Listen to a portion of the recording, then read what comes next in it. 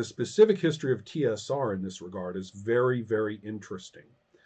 One particular family or individuals representing a family threw themselves into saying, we are going to be the ones who hit this big with the branded product of this time.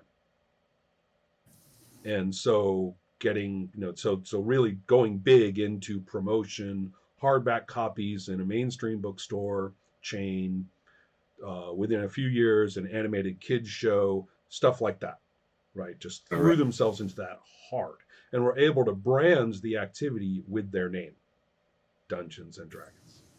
That's right. Right. But to say that D&D invented role playing and then everything else is sort of a satellite of its genius is it's ahistorical. So Right. Right.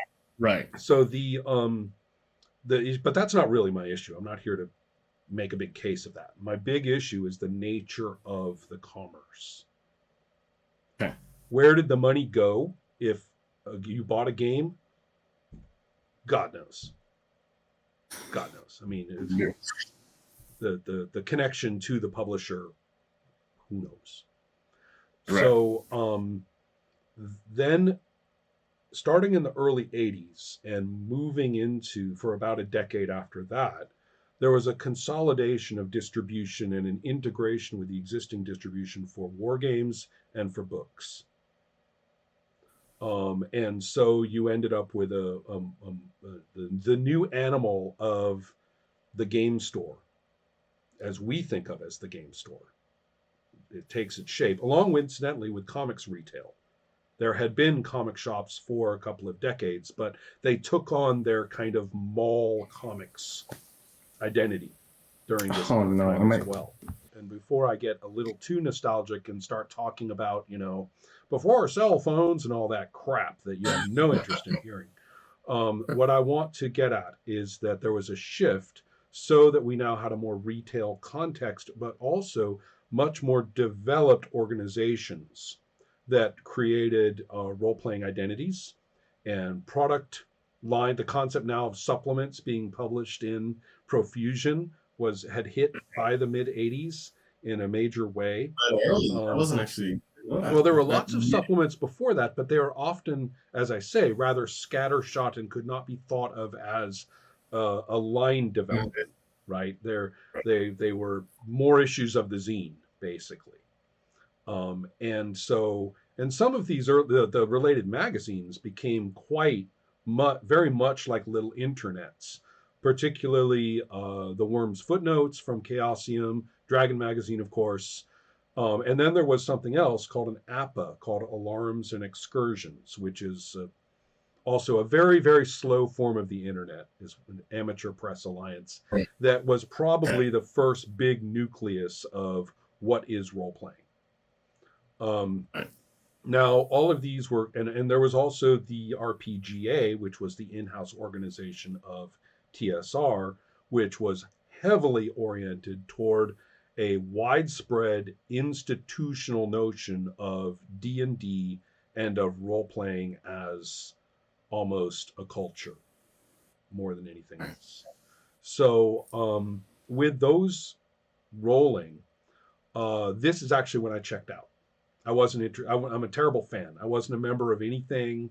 I, was not interested in this. There was a turnover in age, which, as perhaps the youngest member of the oldest branch, means that I was disturbed by meeting people who, instead of being fantasy and science fiction people, who then jumped into role playing. Instead, it was the role playing texts that were defining people's understanding and participation in fantasy and science fiction. So to me, that was a very jarring thing. And in knowing now a lot of the older designers, older publishers, this threw them completely for a loop. They had no idea what to do with that. So anyway, I checked out for a while and came back to role playing in the mid late 80s. As we moved into the 90s, there was another big institutional shift, which I don't suppose is very surprising. And it was the role of very choked distribution. So you had to get through a very narrow distributional channel in order to be in all these stores, which now were all over the place. And the payment that you would eventually receive per copy was quite small in standard bookstore distribution mode, which is based on bulk.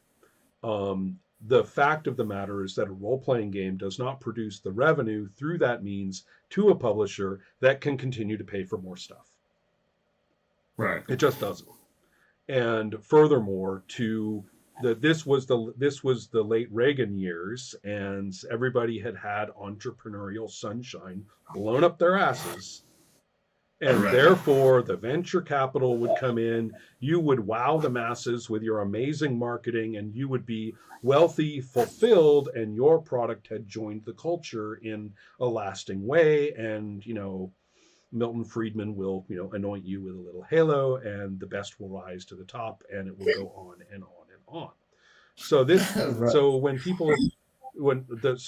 this meant was that, first of all, there is this distribution choke point, which aimed at a particular sort of product that was much more like a periodical that would continue to hold a captive audience with each successive publication. And furthermore, would be expensive, high boom per unit, and would be in a way that I can only describe as prosperity gospel oriented. It would be very striking. This is a good looking book. That's right. And so with this going on, and the two streams of venture capital are incredibly important here. One was a new family, which bought out TSR.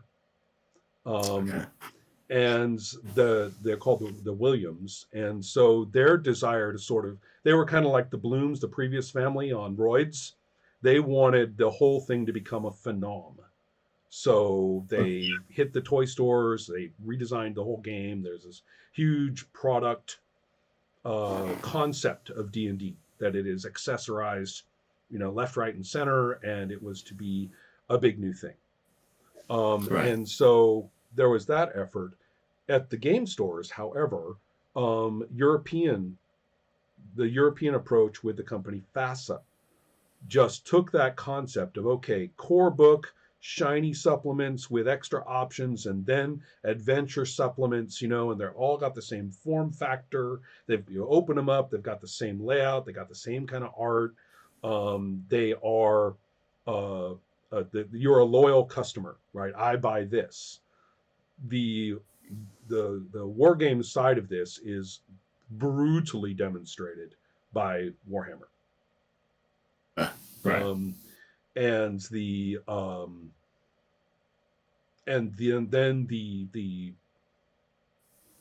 the book publishing side of it, because you see the Williams basically drained themselves dry.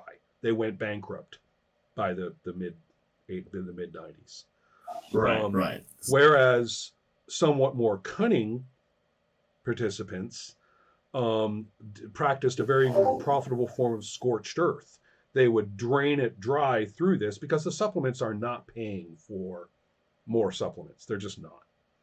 And so by the mid 90s, you had what could only be described as kind of a cynical approach, which is that you're going to squeeze that orange as dry as you can and then pop up the new edition with whatever fanciness was currently being pumped at the game stores to the customers. And so everybody was kind of like feeding at the same trough of trying to be hot according to the distributors. Right. Then another aspect of all of this was that clearly making the money via role-playing was just not possible. People were shooting for IP. They were setting up to go into movies, setting up to go into TV. By putting this stuff out, you were maintaining the IP. You could sell yourselves to a studio saying, look at our long-running, obviously, consumer-based supported, ready-made target market for you for our new show. So all these attempts at TV shows and movies, Now, movie-making people and TV people are smarter than that. Only a couple of them actually got anywhere, like the brief vampire show called Kindred and stuff like that. No, instead, they just did what they always did, read role-playing and looted everything and walked off and made their own money, such as Underworld. So I mean, they've been doing that since the beginning.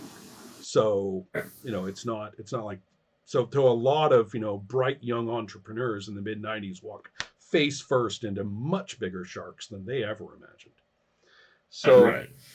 but that's what was going on there. Well, what happens to game design under these circumstances? Yeah. It's terrible. What happened?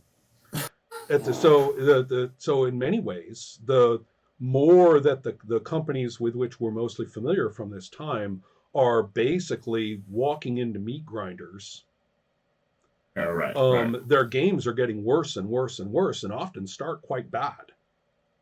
And at the same time, you still have all these little hopefuls, coming up with the stuff out of their backpacks, and some of them So, get into the stores, but it's one little paperback core book, wrong form factor, low profits. The stores buy like a handful of those from different publishers, or the distributors pick up a handful for no reason, just to fill things out, and the stores take them almost at random, and if they sell, they never reorder them. I mean, there's no this notion that user enjoyment drives purchasing, drives profitability. Everybody believes it. It's the mid '90s. Everyone believes that shit. right. Unbelievable. I still can't understand it. I didn't understand it then. Don't understand it now. They think it's true. Okay. So, Do you believe it's sort of indoctrination, because of the culture that they try to spew out? I would It also, must have I happened. might also criticize Western Europe quite strongly, who drank the Reagan Kool-Aid horribly after 1991. Right, Just completely revised the entire '80s in their heads, and said, "Oh my God, the whole, you know, I don't know. I don't know if it was just terror that all of a sudden there was NATO unchecked sitting on their necks, or right. whether it was the blandishments of now you can throw in, and be a venture dude too. Hey, everybody be West Germans now, right? So who Right. knows? But something of the sort. Something, Um, right. and so in living in Sweden, I see sort of the weird clash of that kind of viewpoint with the presumption of a functioning social health and education and labor system at the same time, and it makes for some very strange dialogue here. Right. I'm pretty sure it's common that same thing is repeated through almost every European culture that I'm familiar with in some way. Right. So the um, this may not really apply to the interview, but living where you do, I'm sure the name Luxembourg and the associated economics means something to you that didn't mean anything to me before I moved to Europe. So Right. yeah. Yeah. So anyway, the thing that I'm driving at in terms of role playing is that we have now created a consumer culture which expects big and shiny as legitimizing, Okay. and also a great deal of cognitive dissonance regarding, and how do we play, and we've been assured that this is fun. Um, And maybe, well, I do understand the big and shiny aspect, definitely, of the now established consumer base. But how do you mean the cognitive dissonance, so to speak? what I mean is that if you are told that this is a functioning and wonderful game, and you have dropped at that time, say $100 US, which is in 1995 considerably more than it is right now, in Right. order to play, and you and your friends have sat around and have kind of culturally bought into this, it's going to be kind of hard on you when this thing is the instrumentation is poor. Right. Okay. And Right. you're going to Right. get the culture that we saw, which was the completely correct statement that a good musician can make music with a stick and a rock. So all you need, here's the jump. So all you need for a good game is a good GM. Right. Right. And the idea being that in system doesn't matter was the mantra of the day.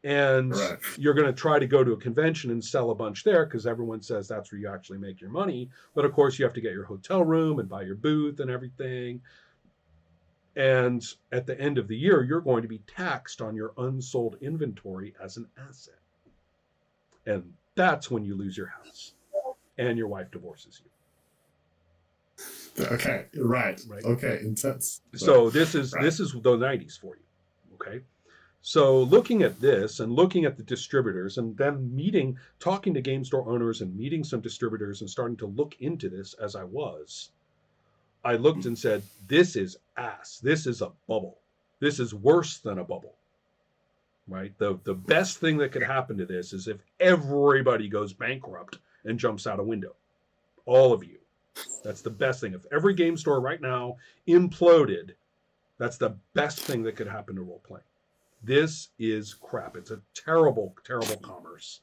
That Terrible, sounds like a terrible. very toxic environment for the hobby and the industry as a whole, as you're explaining it. Oh, it's dreadful. This is just taking into me like this history is. This sounds toxic. It's horrible. Sounds horrible. Yeah. No, it was unbelievably bad. And what people said about it, how they treated each other at the tables. Now, granted, you were going to have wonderful little pockets of greatness everywhere.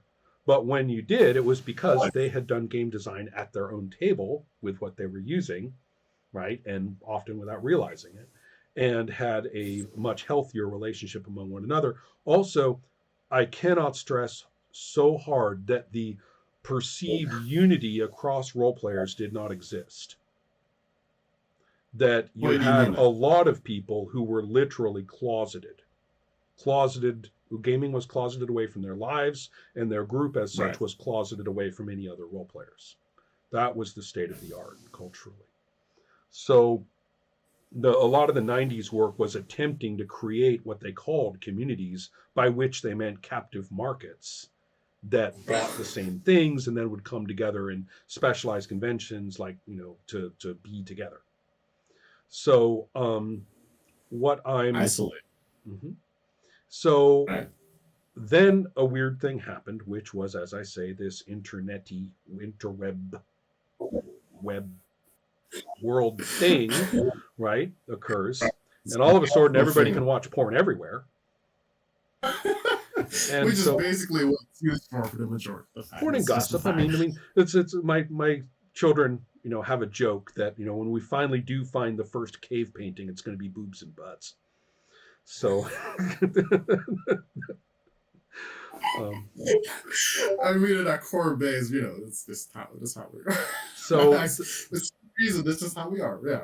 Right. So what happens with role playing is quite interesting. A lot of discussion groups get going that are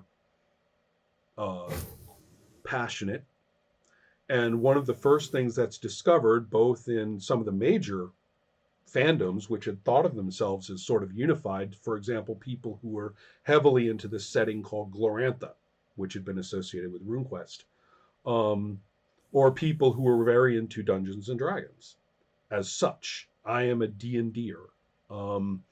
People who were heavily into some of the other kind of subcultures that had coalesced but had not really been in much contact with each other in terms of play. Now they were interacting directly online, and guess what? They all discovered that no, they weren't unified.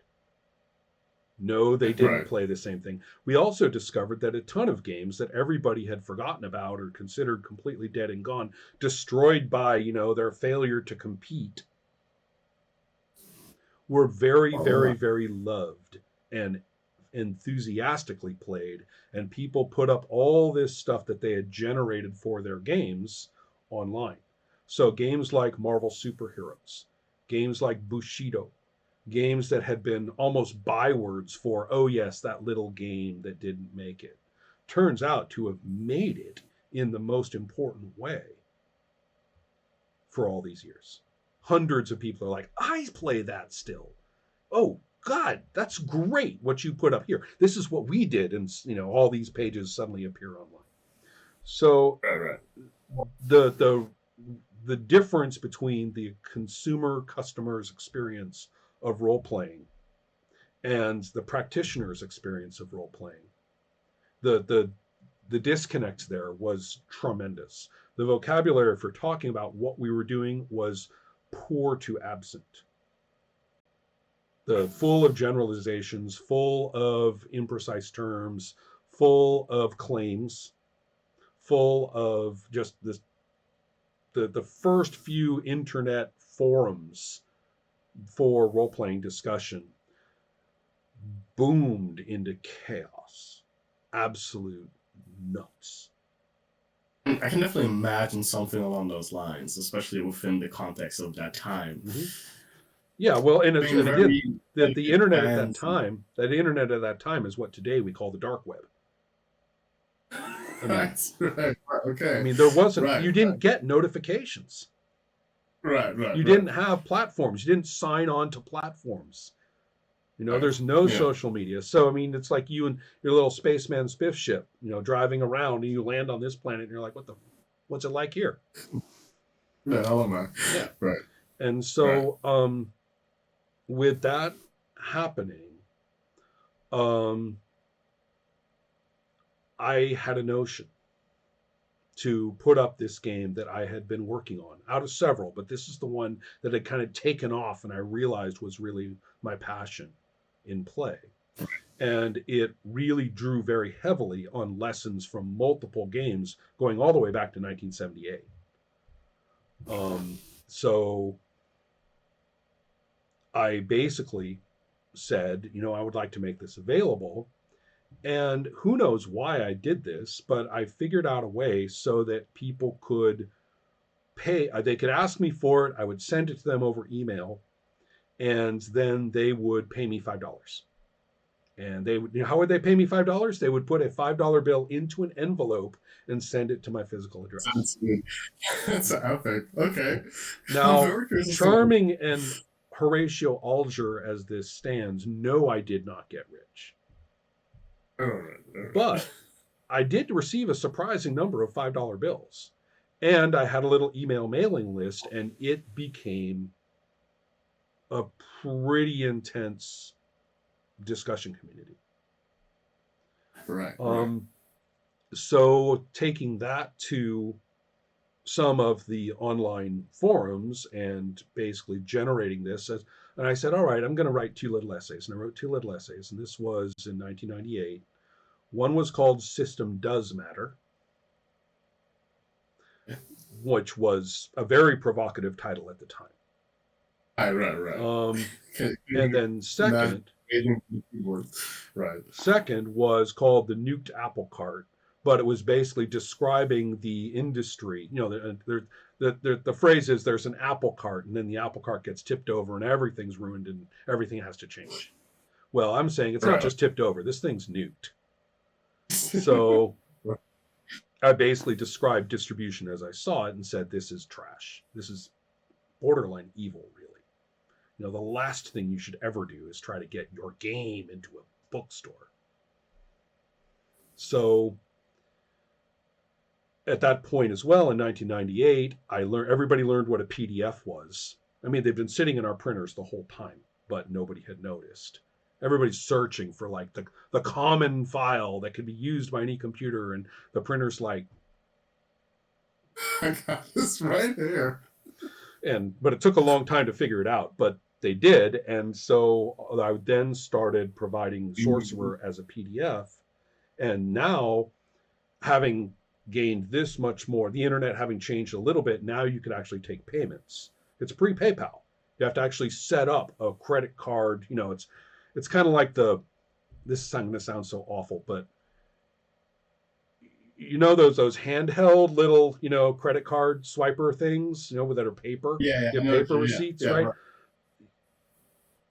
Not going to tell you how I know, but people who sell illicit things in shady places have those. Right. And so that's like something from a movie. Like I just imagine that. Mm-hmm. And so this is the internet version of that. It's that basic. So I end up taking payment.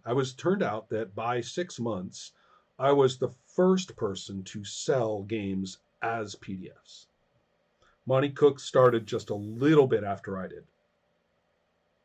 So So all of a sudden I was an entrepreneur, Right. Right. but very much in the sense of screw the industry. You know, I was actually inspired quite a bit by two phases of comics, one from the 60s when I was little and imbibed in profusion and inappropriately throughout my childhood, underground Okay. comics. And then, and especially considering where I was, right, in the coast of California, often radical circumstances, you end up reading comics that your 9-year-old should not be reading.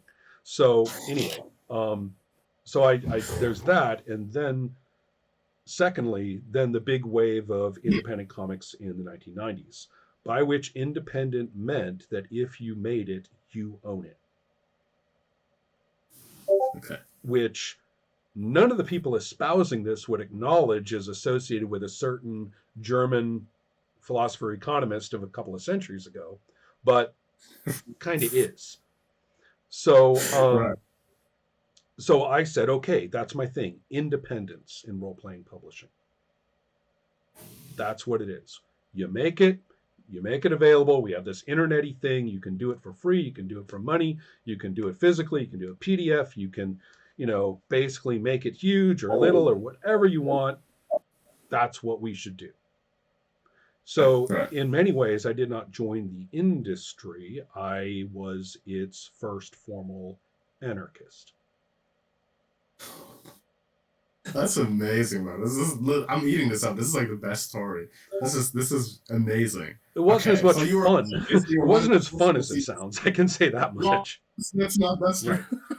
Now, I mean, there was this quite a story of you're growing up and going through this history that I wasn't even really aware of. This is quite mind opening, so to speak. But also to hear that, well, with the change of independent IPs, like you made something, you own it. And with the booming of the internet and what it became, what it is to this day, and it gave such opportunities to what was previously a very toxic. well, it was also, you couldn't break through it. There was no way to be. I mean, the term for self published before that was amateur. And Right. if I pointed out that if this person sold a little thing and made beer money every month off it, and people played the game, right, so that its continued interest as purchase was coming from people actually doing the thing. Um, Right. and to contrast that with something like the Williams family, which by 1994 was $37 million in debt, which in 1994 to 2022, I invite you to do the math. Um, and they and basically TSR was completely bankrupt. So which one of us is the vanity publisher? True. And Yeah, so exactly.